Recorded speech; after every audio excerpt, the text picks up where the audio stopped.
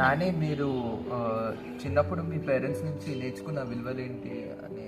అబ్బో, విలువల గురించి చెప్పాలంటే చాలా ఉన్నాయి. మా పేరెంట్స్ నుంచి నేర్చుకుని చాలా ఉందని. మా పేరెంట్స్ నుంచి నేర్చుకుంది ఫస్ట్ వర్క్, నిరంతర శ్రమ. అంటే కొంచెం పని చేయడం మాత్రం ఫస్ట్ నేర్చుకున్నాం. ఎందుకంటే ఎటువంటి పరిస్థితి అయినా కూడా పొద్దున్న లేవడము, పూజ గురించి కూడా కొంచెం దేవభక్తి కూడా నేర్పిండ్రు, సేవాభావం నేర్పిండ్రు. ఇంకొంటిది ఏంటంటే కృతజ్ఞత భావం కూడా నేర్పిండు మా నాన్న మా అమ్మ. ఎందుకంటే ఎవరైనా మనకు హెల్ప్ చేసిండ్రు అనుకో, వాళ్ళకి మనం ఏదో ఒక రకంగా చేయాలి, అది కంపల్సరీ. అది వాళ్ళ నుంచే నేర్చుకున్నాం. మా నాన్న టీచరు, కానీ ప్రతి విషయంలో ఒక క్రమశిక్షణ, ఓన్లీ చదివే అని కాకుండా పని అంటే నీట్నెస్ అయినా, మళ్ళీ ఏంటంటే వ్యవసాయ రంగంలో కూడా మా నాన్నకు కొంచెం ఉంది టచ్, అది చేయడము.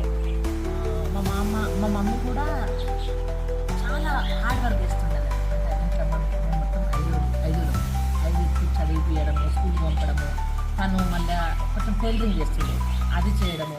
ఇవన్నీ వాళ్ళు చేయడం ద్వారా వాళ్ళని చూసి మేము ఐదుగురం కూడా హార్డ్ వర్క్. ఇప్పటికైనా అసలు మేము అలసిపోము.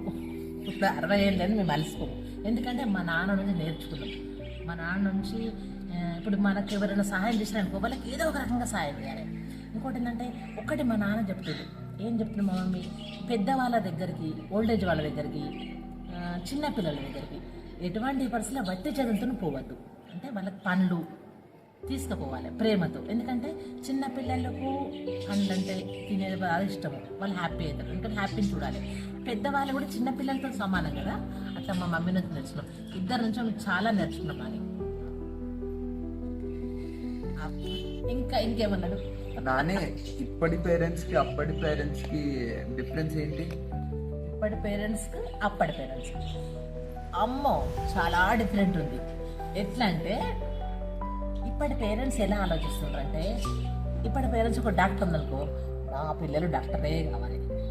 ఇప్పటి పేరెంట్స్ లాయర్ ఉన్నా, నా పిల్లలు లాయరే కావాలి. ఇప్పట్లో ఎట్లా అంటే వాళ్ళు ఏది ఉన్నా అదే కావాలి. లేకుంటే వాళ్ళు రీచ్ కాలేంది కూడా వాళ్ళ పిల్లల్లో చూసుకోవాలని కావాలంటారు. కానీ అప్పటి మా పేరెంట్స్ మటుకు, మా నాన్న గవర్నమెంట్ టీచర్ అయినా, మేము నలుగురం ఆడపిల్లల ముక్క తమ్ముడైనా, మేము ముక్కలు కూడా టీచర్ చేద్దామని మా నాన్నకి ఆలోచన తెచ్చుకోండి.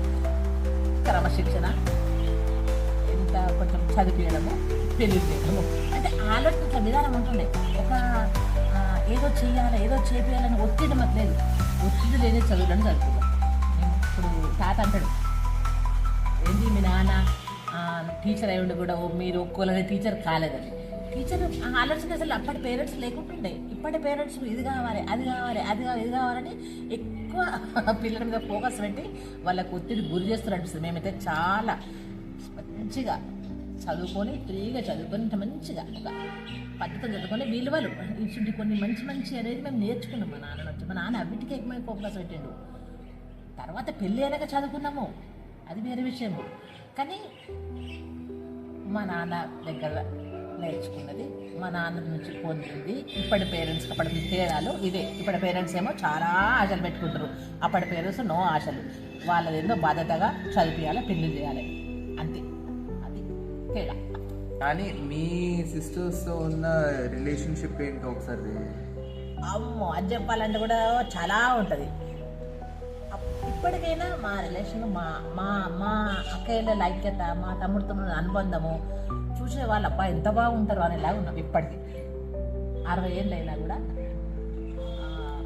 మా నలుగురు అక్కయ్యలకు 50 దాటినలో ఉన్నాం. అట్లా ఉన్నా కూడా మా ప్రేమ అలాగే ఉంది.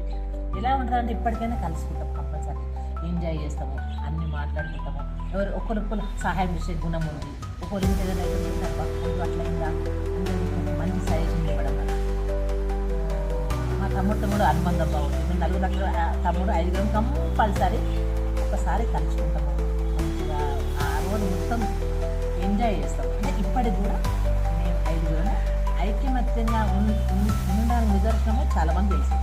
చాలామంది అంటారు, కానీ అమ్మ మీరు అక్కయ్యలో తమ్ముడు ఎంత బాగుంటారు. అవును ఉంటాము, ఎందుకంటే అది ఉండాలని కాదు, అది ఉన్నది. ఎందుకంటే ఆ ఐక్యమత్యం అనేది మా నాన్న మా అమ్మ నుంచి మేము తీసుకున్నాం. మేము ఎక్కువ ఇట్లా వీళ్ళు మీరు ఉన్నోళ్ళు లేనోళ్ళు ఆ అక్క ఉన్నామే అట్లా కాదు.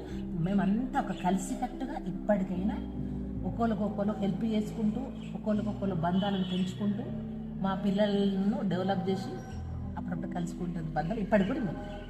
ఇంకా చెప్పు ఇంకా. మాకైతే ఇప్పుడు ఎన్ని ఆప్షన్స్ ఉన్నాయి, ఎన్ని ఆడుకోవడానికైనా లేకపోతే ఎంజాయ్ చేయడానికైనా ఇన్ని ఆప్షన్స్ ఉన్నాయి. మీరు అప్పట్లో ఏం హాబీస్ ఉంటుండే?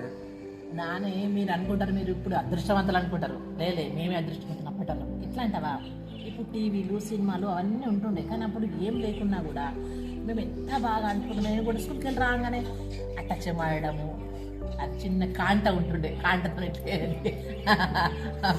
పచ్చిస్ ఆడడము, దాగుడు మూతలు ఆడడము, ఇలాంటివి మేము చాలా ఎంజాయ్ చేసేవాళ్ళం.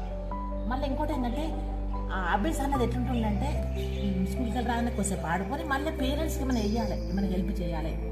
పేరెంట్స్గా ఏమైనా మనం చేస్తే వాళ్ళు హ్యాపీ అయితే మేము హ్యాపీ అవుతుంది. అప్పుడు ఎట్లుంటుందంటే పేరెంట్స్ మేము ఏమో చేయాలి, అలాగే ఏదో హెల్ప్ చేయాలి అనే భావం ఉంటుండే. హాబీస్ అంటే కంపల్సరీ ఆడుకోవడం అనేది కంపల్సరీ ఉంటుండే, స్వేచ్ఛ ఉంటుండే మాకు.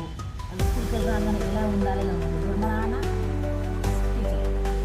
మా నాన్న టీచర్ కాబట్టి రాగా స్కూల్కి వెళ్ళాగా కూడా తన వ్యవసాయం కూడా తను చేపిస్తుండే, మా నాన్నతో వెళ్ళేవాళ్ళు.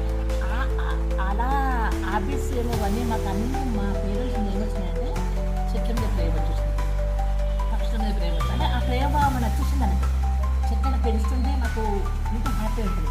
మట్టిగా ముడుతుంటే మట్టి చూసి మాకు ఎంత హ్యాపీ ఉంటుంది. అంటే అది మేము ఇప్పుడు మట్టి అంటే అంటారు మీరు కొంచెం మట్టి మేము ముడతాం, ఎందుకంటే మాకు హ్యాపీ.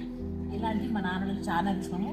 మేమే అసలు మీ ఈ జనరేషన్ అంటే మా జనరేషనే హ్యాపీగా ఉన్నాము, పేరెంట్స్ కూడా ఆదరించినాము, ఐక్యంగా ఉన్నాము. ఇవన్నిటికీ మేము శబాష్. దానికి నువ్వేమంటావు? Hats off Nani. Thank you.